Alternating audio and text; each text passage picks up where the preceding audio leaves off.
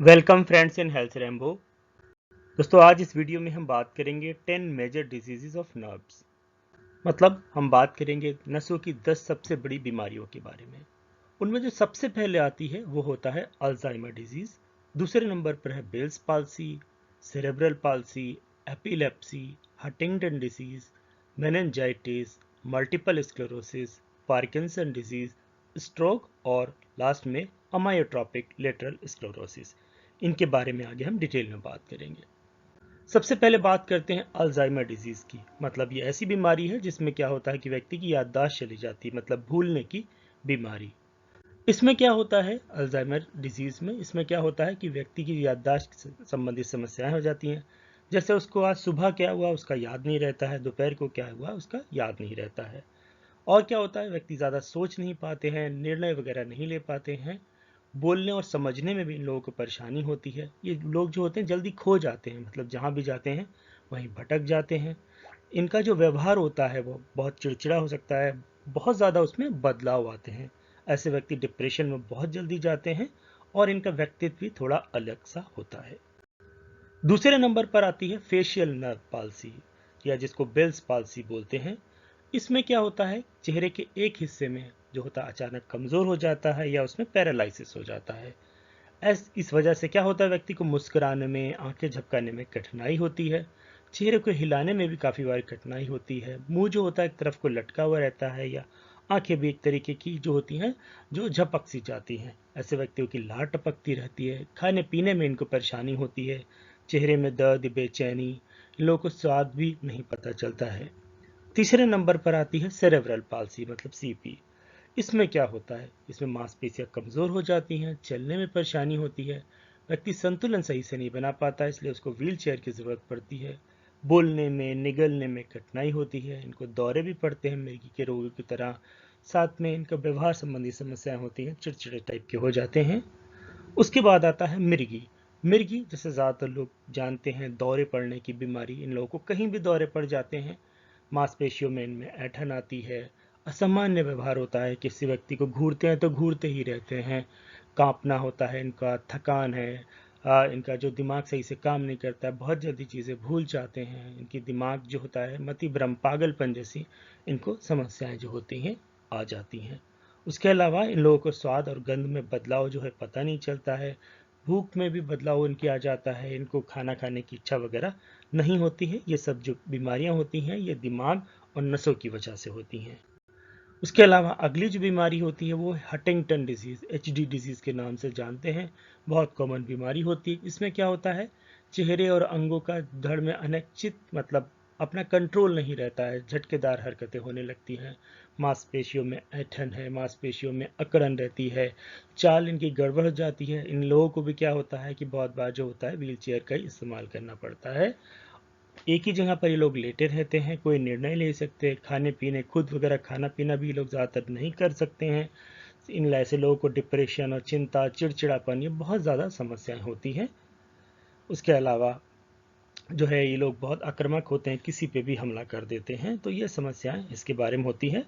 इसके बारे में, इन सभी बीमारियों के बारे में डिटेल में आप चैनल पर भी पर्टिकुलर वीडियो में जाके डिटेल में भी आप देख सकते हैं। उसके अलावा इनके अंदर मनोविकृति जैसी समस्याएं होती हैं। अगली बात करते हैं मेनिंजाइटिस। मेनिंजाइटिस मतलब इसमें क्या होता है, दिमागी बुखार जिसको बोलते हैं। तो ये जो होता है, दिमाग के एक हिस्से में सूजन आ जाती है। इसके लिए जो होता है बैक्टीरिया, वायरस या फंगस वगैरह जो होते हैं इसके लिए जिम्मेदार होते हैं। मेनिंजाइटिस के लक्षण क्या होते हैं, इसमें क्या होता है, व्यक्ति को पहले तेज बुखार आता है, सर दर्द होता है, गर्दन में अकड़ है, उल्टी है, इनका जो भ्रम वगैरह इनको रहता है। साथ में ऐसे व्यक्तियों को दौरे वगैरह भी पड़ सकते हैं। और अगली बीमारी कौन सी है, अगली बीमारी है मल्टीपल स्क्लेरोसिस। बहुत ही पुरानी बीमारी है। इसमें क्या होता है, मस्तिष्क और जो रीढ़ की हड्डी होती है तथा नसें होती हैं वो जो होती हैं वो नष्ट हो जाती है, नसें डिग्रेड हो जाती हैं। इसमें क्या क्या लक्षण होते हैं, सबसे आम लक्षण में क्या होता है, थकान है, कमजोरी है, सही से दिखाई नहीं देना है, संतुलन समस्याएं हो जाती हैं, हाथों पैरों में सुन्नता, झंझनाहट, काम नहीं कर पाते हैं, मांसपेशियों में ऐंठन वगैरह रहती है। उसके अलावा मांसपेशियों में दर्द वगैरह की समस्या भी हो सकती है। और नियंत्रण संबंधी समस्या जो कॉमन चीज होती है। अगली बीमारी है पार्किंसंस रोग या पार्किंसन डिजीज, जिसको पीडी के नाम से भी जानते हैं।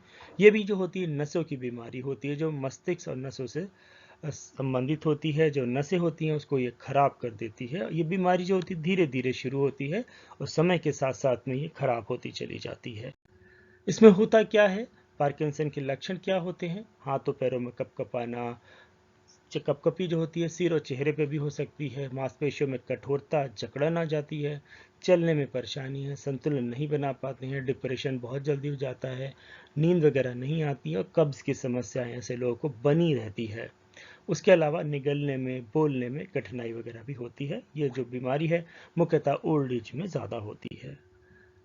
अगली जो बीमारी है एमियोट्रॉपिक लेटरल स्क्लेरोसिस। इसमें क्या होता है, व्यक्ति सही से चल नहीं पाता है, चलता तो गिर जाता है, सही से बोल नहीं सकता है।